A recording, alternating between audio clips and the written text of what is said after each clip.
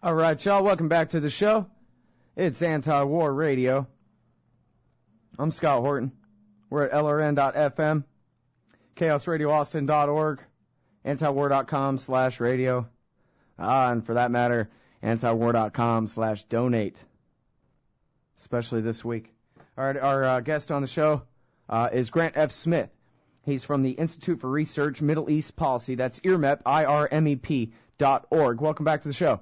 Hey, Scott. Good to be back. Well, I'm very happy to have you here, everybody. You can also find Grant Smith's archive at antiwar.com, and I just recently got this email from you here just a few minutes ago about a March 17th, 1961 memo. Oh, no, boring history. What interest could this possibly be? Something that happened before I was even born, Grant. Come on. Well, it happened before I was born as well, but it's important because what we're talking about is the history of AIPAC and robust pro-Israel lobbying in the United States. And that memo that just went out that we obtained through declassification of sealed Senate records is pretty important. And it tells a history that the American Israel Public Affairs Committee has always been rather circumspect about. In fact, if you go to their webpage, they say that they came from, quote, for more than half a century, the American Israel Public Affairs Committee has worked to help make Israel more secure by ensuring that American support remains strong. From a small public affairs boutique in the 1950s, AIPAC has grown into a 100,000 member national grassroots movement, unquote. Boutique. So that's the AIPAC version. They came from, Paul's Boutique in Brooklyn. Who knows what they're talking about? But, that's not the history of AIPAC. Here's the short history of AIPAC focused on that memo that just went out. In 1961, the Senate Foreign Relations Committee became concerned that events like the Lavon Affair, a covert Israeli false flag terrorist attack on U.S. installations in Egypt, were driving U.S. foreign policy, and they wanted to investigate it. So that's step one. Step two is they passed some of their preliminary reports, which were classified at the time, to the Department of Justice, which ordered an organization called the American Zionist Council to begin registering as an Israeli foreign agent. And the lobbying division of that Israeli foreign agent split off and incorporated itself, step three, 6 weeks later, and is still with us today. Only, it's called the American Israel Public Affairs Committee, and it's never openly registered or disclosed the things that it does in coordination with the Israeli government. And now, wait a minute. If we're talking about the American Brazilian Public Affairs Committee, those guys all have to register as foreign agents? I just made up the name of that one, but you get my point. There's no such thing, Scott. I mean, there is no American Brazilian Public Affairs Committee. And the Brazilians, they don't have the clout in the United States to operate the way AIPAC does. Well, now, but there are foreign lobbyists. Is it really the case that the Israeli lobby is treated that much differently, or why is it that other even powerful countries, let's say the British, the French, the Spaniards, the Russians, they can't set up, the Turks, they can't at least follow the quote-unquote legal model framework of the Israel lobby and get around the Foreign Registration Act just the same? Well, no, they don't, and they can't. And basically, there are two factors here. Number one, that 1938 Foreign Agents Registration Act is woefully under-enforced by the Justice Department. It was back in the 60s. They had to be dragged kicking and screaming by the Senate to begin enforcement. They were utterly lax and irresponsible. And I visited that office, and I can tell you it hasn't changed much.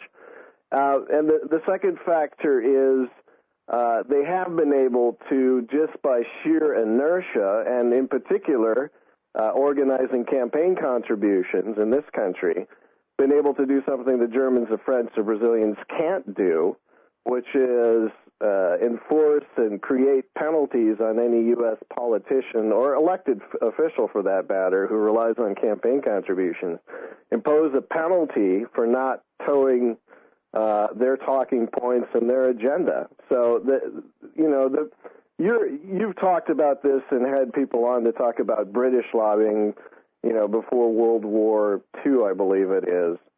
But this is something on both World Wars.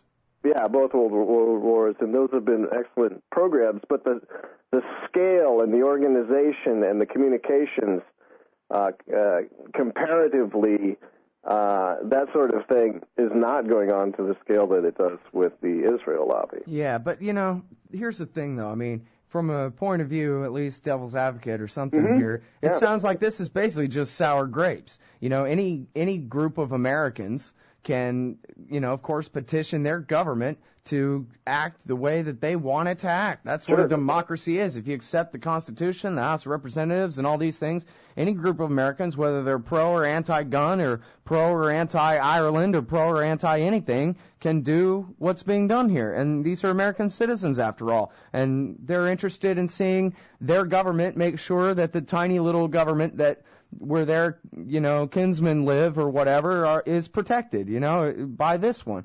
I don't know if that was all in English, but you understand what I'm saying. What's so illegitimate about all this?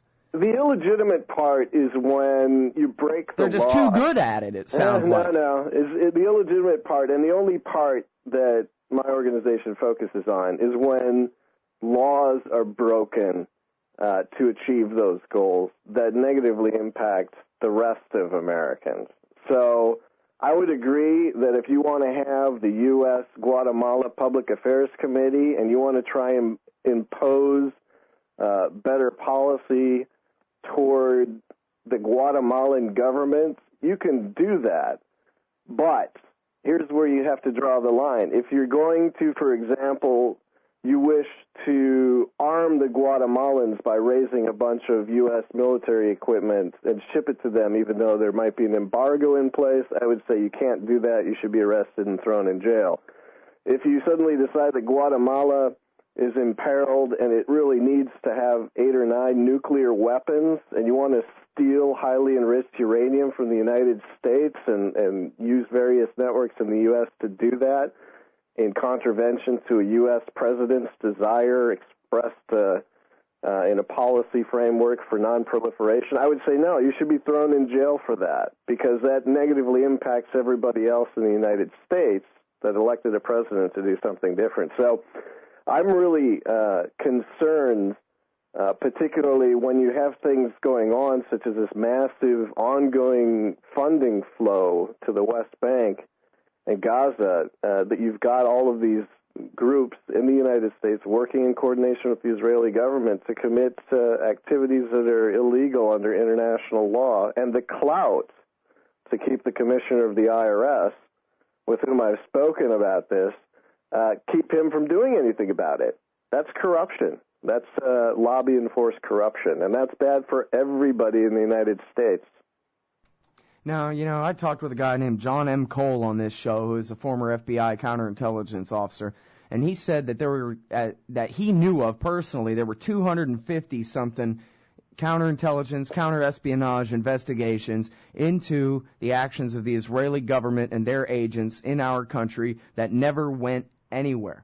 And that seems, from a certain point of view, pretty surprising to me, because the FBI and the Justice Department and these people, you're talking about some of the most arrogant, Tommy Lee Jones always plays a U.S. attorney or something. That's it's good casting, right? That's the kind of guy who is a U.S. attorney, is the kind of guy who won't take anything from anyone, will just convene a grand jury and indict your ass.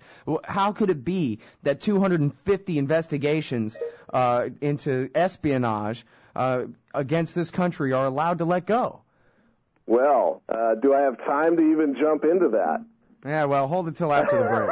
Okay. We do have plenty of time, but that's like anecdotal evidence of an extraordinary amount of power and influence in this country by the government of another there. There is definitely something to talk about, how those cases are quashed. All right, now hold it. We'll be back. It's Grant F. Smith, Anti-War Radio. All right, y'all. Welcome back to the show. This dang old Anti-War Radio. which makes me Scott Horton, the host of it.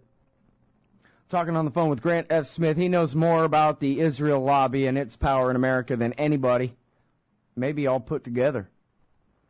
Now, Grant, we were talking about how the FBI and the Justice Department, who are made up of, if anything, they're patriotic about their own agencies, and how they have been made to bow down to a foreign power over and over again and quash investigations, in John M. Cole's view anyway, 250 investigations that should have gone somewhere went nowhere. How could that be? Well, I think he actually said something like 125, but regardless of the number, it's a three-digit number. And what you find is there seem to be kind of three operating principles. One is political pressure that's put on the agency. A second is, unfortunately, people are looking out for their careers, and they don't see it as a career-enhancing move to be at the forefront of any sort of crackdown or warranted, accountability moment. And the second is just interconnectedness. You start pulling at one of these strings, and it just goes everywhere. And you can see this. We just talked about, for example, when AIPAC's parent was ordered to register as a foreign agent, Nicholas Katzenbach, who slowly became the Attorney General over that time period, you can see it in the Justice Department memos, how he slowly became convinced that maybe it would be better, not to come down too hard and just let them slowly go away and file some perfunctory, statements about what they were up to and just let them go. And that is, in fact, what he did. In 1985, during the Jonathan Pollard affair, when AIPAC was caught with a bunch of classified documents trying to negotiate better trade terms, the same thing kind of happened because the Justice Department was pulling at this. And again, it was during Iran-Contra, during Pollard, during a really bad moment, the year of the spy. And it didn't seem like there was any, end in sight if they kept working on this and actually found out what happened. And they found it in their interest to just cut off the investigation and shut it down. And then, of course, in 2005, the reason, as we all know, that Paul McNulty of the Justice Department, or the prosecuting attorney, he found it in his interest and was talking to the lawyers at AIPAC saying he wanted to help them get out from underneath all of this, and that if they only threw a couple of guys overboard, they could move on. And he has since gone on. He was promoted and has gone on to the private sector. And again, as we know, Jeff Stein over at CQ, now he's at the Post, he started pulling on this, and he found out, lines going right to Jane Harmon and all sorts of other things that if you start pulling on that string, and suddenly you can find that you're pulling some foundations out from the government and the elites here inside the Beltway, and nobody wants that. And right. So you walk away from it. And if they had been successful in getting the documents and launching a PR campaign to get Bush to bomb Iran, then you win. You get busted by the FBI, there's some publicity, but the thing gets shut down, you can try again in 5 or 10 years. And that's the pattern. And that's the illegality of, again, in this last case, getting national defense information and trying to touch off not a Lavon affair, but something worse in this case. Use it to paint the picture you want in the press, leak it to your friends, give it to overseas officials, start putting the foundations into a policy that advances Israel's interests. That's the kind of stuff that's got to stop. Yeah. Well, so what you're saying really is that the corruption has gone so far that we cannot have accountability without a crisis, which it seems to me is basically the same thing, or at least through the eyes of the state. It's the same problem with impeaching or removing George Bush from power, that the Speaker of the House, if Bush and Cheney had been removed for torturing people to death, which is a felony, for example, one of many felonies that they committed in their role in power there, then they would have been replaced next on the list by Nancy Pelosi, who was a co-conspirator in their plan to torture people to death, which is a felony for example. Yeah, and so really, then what do? Then you go to Ted Stevens or something? You're talking about a major political crisis. Same thing in the media, where every one of these nitwits on TV went, oh yeah, the Iraqi Empire, armed to the teeth with VX gas, is marching on South Carolina. Cover your house in duct tape and plastic or else he'll spray you with germs, they said. And now there's no accountability for any of them either. They would all have to be replaced by you and me and Eric Margulies, and that ain't going to happen. So the whole thing just continues on until the country burns, I guess. Well, I disagree on that last point. I mean, the only reason people know about any of this stuff is because of people like you and other people doing research and not being sucked into just, promoting all of this chaos and corruption. But, and I do think to the extent that more and more people have access to the internet and have access to alternative information sources, that's a good thing. So I'm not hopeless, but you do point to something very important. Last Friday there was a Human Rights Council meeting in which the U.S. for the first time had to present itself and present a report about its own activities, and countries like Venezuela and Iran and Cuba and all of those countries got 2 minutes during a morning session to hold the U.S. to account. And one of the things that the U.S. stated at the end of that pertaining to all of these torture allegations was, well, at least, we've put a special attorney, John Durham of Connecticut, a special prosecutor who's investigating all of this, and he's going to find out what's really going on and hold people accountable. That's last Friday. And today we get the message that, oh, you know what? There's nobody who's going to be held accountable for any of this. So, it's just, it's gotten to a stage where I think if you wanted to define a national security threat to this country that's not the economy, it's definitely the corruption that doesn't allow any sort of due process to take place for these important matters. And after all, as has been documented 10 million times by the likes of Jim Loeb and James Bamford and Mearsheimer and Walt and Justin Raimondo and yourself and on and on and on down the list, Bob Dreyfus and Jason Vest, that excellent article, The Lie Factory and what have you. It was basically I don't know if the neoconservative movement and the Israel lobby are just synonyms, or they're kind of the right-wing vanguard of it, or I guess the more warlike vanguard of it. They're kind of pink on social issues and stuff. But anyway, they got us into the Iraq War. And they're trying to get us into war with Iran. We were just talking about on the show before you came on how Netanyahu is telling Joe Biden that, hey, man, you guys need to credibly threaten Iran with military attack regularly. Yeah. Get going on that. Yeah. Well, at least the Secretary of Defense appears to have temporarily said no. Maybe he hasn't gotten a memo yet. But but then he lied outright and said that there was a nuclear program in his telling them to chill. Yeah, not quite a perfect stay on. Let me interview you more after this. All right, I'm on. All right, good deal. Everybody, it's Grant Smith from IRMEP, IRMEP.org. It's Anti-War Radio. All right, y'all, welcome back to the show. It's Anti-War Radio. I'm Scott. I'm terrible at running radio shows, but I'm interested in important things. Like, hey, should there be daylight between America's foreign policy and Israel's or not? And if not, then who decides, the empire or the client state? Grant? The lobby. The lobby decides.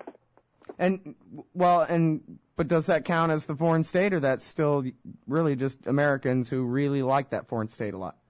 Well, I would just say that when you've got, again, an organization like AIPAC and some of the other organizations, which you can trace the leadership all the way back to working in the Israeli Ministry of Foreign Affairs, and just this real constant back and forth to the extent that it's got an office over there and is in constant contact. And a lot of its leadership asserts the fact that, coordinating with the Israeli government to promote legislation in the Congress is acceptable, even though, again, it's technically not legal. I think that's a huge problem. The secrecy is a huge problem. The things that you were mentioning before, the fact that there isn't any rational, in-depth reporting on any of this in the, at least the the media that gets significant viewership in this country, I think that's a problem because, again, you don't want to have U.S. policy and launching of military actions on the basis of the fact that a lobby for a foreign government got a hold of some secret documents and ginned it up into, an event that required a military response. So that's just not that's not the way this government is supposed to be working. Well, and I don't know if you read this the same way as me, but when Jeffrey Goldberg, IDF veteran, wrote his piece in The Atlantic a couple of months back, right, about how the Israelis really want there to be a war or whatever, and the push is on. It seemed to me like Netanyahu and Ehud Barak, the defense minister, both pretty much conceded that Iran really isn't a threat to Israel in any real existential sense, the way that they portray it, to the people of Israel and to the people of the United States. Netanyahu said that, he was worried that if Iran did have a nuke, never mind any evidence that they're making nukes, but that if they did, that Hezbollah and Hamas would be emboldened, and that would be bad. And Ehud Barak was worried that smart young Israelis would rather go to grad school in America than in Israel, maybe, and that there would be what he called a possible brain drain. And I'm thinking, this is the push? This is what, the American people are told, at least Fox News watchers, for example, are told that, the imams over there are hell-bent on acquiring nuclear weapons one way or the other, hook or crook, and then because they want the 12th imam to come back, they're going to start a nuclear war with Israel, unprovoked. And so we must stop them. And yet Netanyahu and Ehud Barak apparently do not believe that. Did you read that the same way as me? I read it somewhat the same way you did, but again, I have so little respect for Goldberg's reporting that, even if that was the rationale he was putting forward, I kind of discounted some of it as well. I think that really, when you look at the history, the fact of the matter is that the real threat is not, again, those factors. The real threat he should have mentioned is if there were any sort of peace, if there were any sort of absence of conflict, interest in Israel really starts to wane. The whole real fundraising drive in this country to support Israel happened in 1967 when it faced a true mortal conflict. And ever since that date, it's been in the lobby's interest to gin up the idea that there's an existential threat. So for my analysis, the existential threat is the absence of an existential threat. I mean, it's really a constant feeding frenzy. And one of the reasons that this government is so preoccupied with Israeli affairs to an extent that just saps the energy of our government is the lobby and Israel have decided that they need to constantly promote this idea of Israel in danger to the United States in order to be at the forefront of policy and at the forefront of fundraising, at the forefront of aid, and that is the true driver. And in fact, that was the subject of a book, The Whole Israel in Danger Concept, of Elliot Abrams before, after he left the Hudson Institute and went into the Bush administration. That was sort of the capstone of his book, was talking about how to maintain this heightened atmosphere of crisis, which, again, I argue misappropriates U.S. resources, world attention, and just diverts the United States and other countries from so much productive activity that they could be engaged in. So, I don't really buy much of what Goldberg writes. I don't believe that he's a very credible person, no matter, what sort of campaign he's engaged in, whether it was Iraq weapons of mass destruction or analysis of, the necessity or non-necessity to attack Iran. I personally don't think that his track record merits much attention. I do think, though, that Elliot Abrams hit the nail on the head when he said that, the existential crisis is if anyone perceives that Israel is not in some sort of danger. Oh, I'm sorry, man. I didn't hit the button. Yeah, that makes a lot of sense, the Israel in danger thesis, but it's just that it's not plausible. We're talking about the most heavily armed state in the region. Basically, look, here's the thing. It's a brand new state, basically, right, from the end of World War II there. And now, presumably, it's supposed to last for hundreds and hundreds of years or whatever, right? They would want, as we would like to see the USA last, most of us. Although I wonder about the guys that run things in D.C. Yeah. But it doesn't make sense really strategically, does it, to just try to be the most heavily armed bully in the neighborhood and demand peace from everybody else all the time, which is the stance that Israel's taken? Doesn't it make sense for them to try to achieve peace with their neighbors? I don't think so.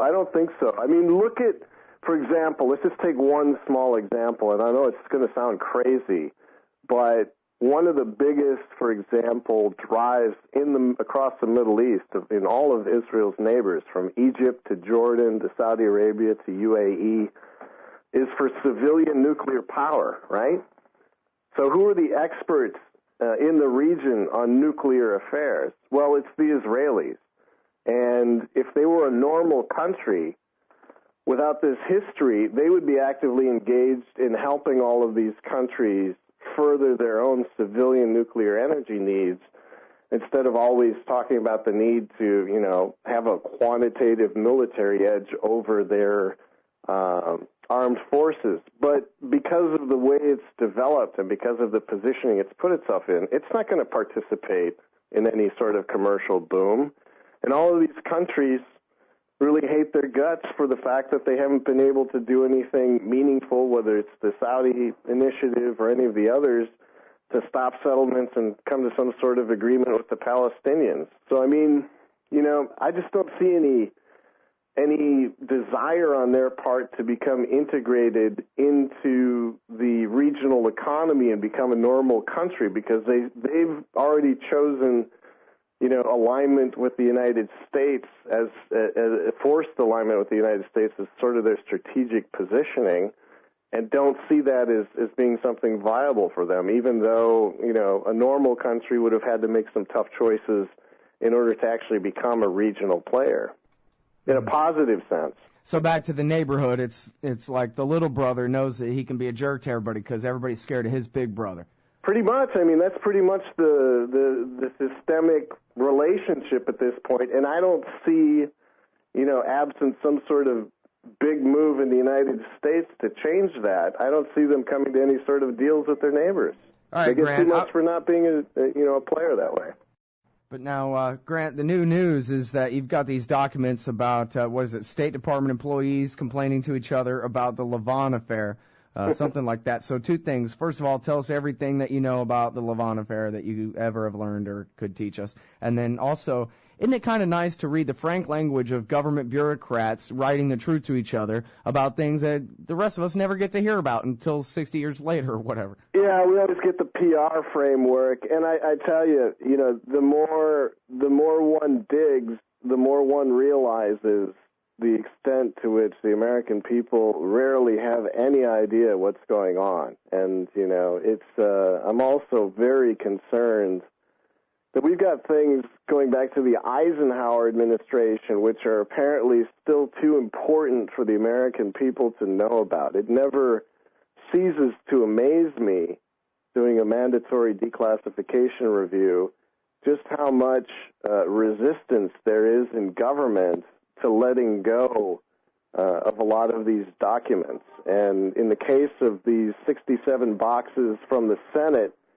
they started parceling them out, starting with box 66 and working their way back. And so that's why, we released some of this information, picked through it, and looked at some of the important stuff this summer and put out some documents, which a lot of people have commented on that, they're very important. But only recently, at the end of last month, did we get to box 1, and a lot of that was resistance because the Senate technically doesn't have to release anything if they don't want to. They exempted themselves from the Freedom of Information Act, and so you wind up fighting with people at the National Archives and Records Administration just to get the source documents about what was really going on and why the State Department, the Justice Department, and Senate came together in the early 60s to try and generate and precipitate an accountability moment for the Israel lobby and some other lobbies as well, Dominican Republic and Germany and West Germany, rather, and whatever. But so your question was really, everything about the Lavon Affair and why did the Lavon Affair drive the creation of AIPAC as we know it today? I think that's the question of the day. And it really has to do with the Israeli attitude that I think still exists today of creating events, whether in coordination with sympathizers in the U.S. lobby or on their own, to move America, as Netanyahu would say. As you know, Scott, we're very easily moved, aren't we? Or at least according to Benjamin Netanyahu. Yeah, well, they caught him on tape. I hope people remember that. Just a few months back, they released a tape, and it was during, I believe, or right around the time of him sabotaging the so-called peace process at the end of the Clinton years there. Right, in conjunction with AIPAC, according to Douglas Bloomfield, who said, quite frankly, in a press article, that, gee, isn't it good the Justice Department doesn't know about this or doesn't have the guts to prosecute the fact that AIPAC coordinated with him to sabotage those? Yeah, well, Bill Clinton hired Israel's lawyer to represent America's side of the negotiations. Big surprise, it didn't work out. But then the real point being your point, Netanyahu, there he is bragging that, oh, yeah, don't worry about the Americans. They do whatever I say. It's pathetic, really. I'm paraphrasing, but it's really close. He kind of makes fun of the American people. They believe what I tell them to believe. Right. Well, it is pathetic. And I don't begrudge the fact or even condemn the fact that there are other countries out there which are pursuing their own interests, which do things that we don't like because, that's the nature of the world. But I think the thing that's not acceptable is to simultaneously, while you're, trying to launch a terrorist attack using another country's flag, at the same time be forcing the press of the target country through the machinations of your lobby to, almost sing your national anthem in Congress and across the country. You can't have it both ways. You can either say that your interests are the same and become a willing satellite, I guess, or you can say that your interests are different and break away. But it's this fusion of hypocrisy, both U.S. and Israeli, that I think is galling. Mm-hmm. But in the case of the Lavon Affair, we know about this particular operation because the operatives were caught. They were prosecuted in Egypt. The terrorist attack were not a success. And the details of it slowly trickled out so that the State Department and the Congress were being asked by constituents, what about this Lavon Affair? And the other question was really the subtle question, was anyone in the United States picking targets? Was there any coordination? Has it gotten that bad where, to achieve better foreign aid or subvert U.S. policy that you've actually got a sort of parastatal operation going on against the United States? And, in all 67 boxes of these declassified documents, the core goal of the Senate hearing was never realized. They never got any testimony from the CIA or from the administration, which they were working closely with on other matters, never got them to actually hand over any of the classified details of the Lavon Affair. But what we do know is that the surviving agents, after so many years, were officially honored in 2005, and they're heroes. They're as much heroes as Jonathan Pollard would be if he were let go, because they successfully engaged in an operation in their country's national interest and paid a price for it by doing time in some Egyptian prisons. Now, the question is, did Condoleezza Rice, when she announced a crackdown on terrorism, demand the immediate extradition of the surviving Lavon Affair agents? No, she didn't. And that's kind of the way we play it in this country. She was on National Public Radio a couple of weeks ago, and we give these officials, or at least National Public Radio, Fox News, and NBC, give these officials such deference that they're never asked any hard questions about their recent sordid past and what's actually important. Instead, they get to talk about their upbringing and their vision and their philosophy, and never have to talk about some of their bad decisions. Well, and it's pretty obvious. It ought to be pretty obvious that, the model understanding this that says, no, America's the empire and Israel's the client state and they do what we want and whatever. I think it can't hold water when anyone can see that if there is such a thing as the U.S. national interests at all, Israel is contrary to it. I mean, if they're a satellite, they're supposed to fight our wars for us. We need Iraq invaded. We have Israel invade Iraq for us. That's how an empire is supposed to treat a satellite, not the other way around. Yeah, I don't see, a lot of intellectuals from all stripes in this country claim that it is some sort of strategic asset. We don't even have a treaty with them, do we? No treaties, just lots of memorandums of understanding, but they're all pretty much geared to boost the Israeli economy and transfer technology to the Israelis. So their one-sidedness belies any idea that they're in the U.S. interest. So, I think the argument that Israel is a strategic asset, people are making it, but I just don't see it holding water, particularly when you look at some of the examples of, U.S.-supported dictators who actually do engage in the repression or engage in the activities and make sure the resources flow. I don't see that happening, but that's not to say that it's an honorable situation to be a U.S. client state. I'd rather not see any U.S. client state. Yeah, well, you know what annoys me? I've read Netanyahu, at least it's reported in Haaretz by one of their reporters, that he said that, wow, we are benefiting from the September 11th attack on America and their struggle in Iraq.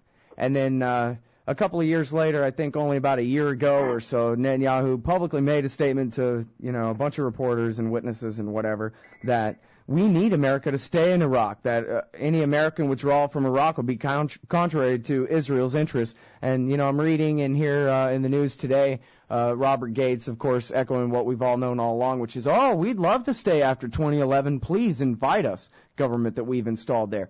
And, I gotta wonder whether that's because Netanyahu said so or just because some generals said so or what. But I gotta at least weigh the influence of a foreign power in decisions like staying in Iraq, Grant. Well, I mean, after you read the clean break plan and all of that, and of course everyone talked about all of the securing the realm strategies of Douglas Feith and all of the thought leadership of Bush administration regional policy. I mean, I don't find it surprising at all. No, just infuriating, that's all. Yeah, infuriating, yes, yeah. Absolutely. All right, well, listen, we're all out of time, but I really appreciate you giving us a whole hour, especially, Grant. Appreciate it. Talk to you again soon. Everybody, that's Grant F. Smith. You can find him at antiwar.com and at the Institute for Research, Middle East Policy. Also wrote a ton of books at Amazon.com. Grant F. Smith at Amazon.com. Look him up.